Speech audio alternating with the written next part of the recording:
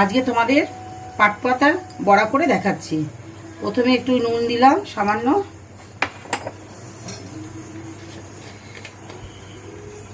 একটু হলুদ দিলাম,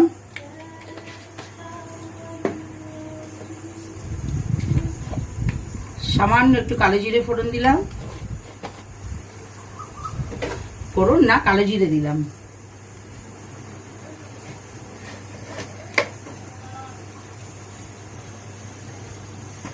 এক চামচ চালের গুঁড়ি দিয়েছি,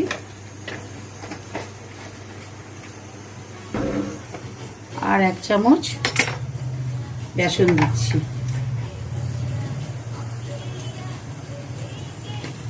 এক চামচ আর একটু বেশি,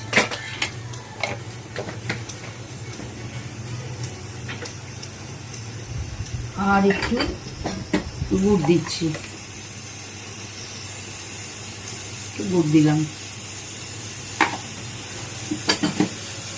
এবার ভালো করে মেখে নিচ্ছি।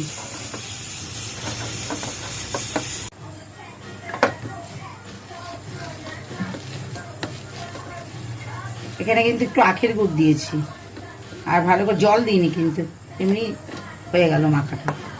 জল দেওয়ারও দরকার নেই, বুঝে জল দেব।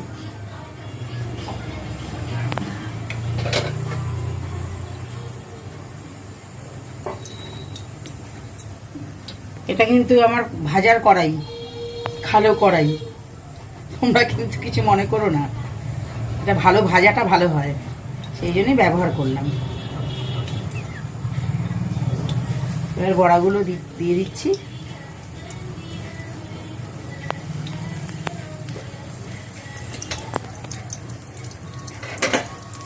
একটু পাতলা পাতলা করে বড়াগুলোকে দিতে হবে।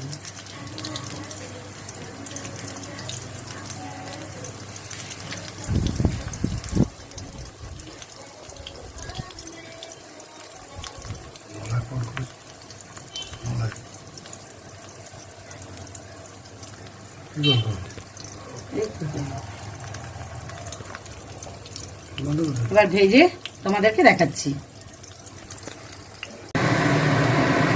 দেখো মচমচে করে পাট পাতার বড়াটা ভেজে নিয়েছি। গরম ভাতের সাথে খাবে, দারুণ লাগবে। একটু মিষ্টি মিষ্টি হলে ভালো হয়। পাট পাতার বড়া একটু মিষ্টি মিষ্টি হলে খেতে ভালো লাগে।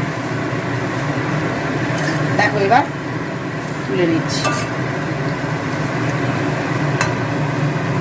এবার বড়াগুলো তুলে দেখাচ্ছি।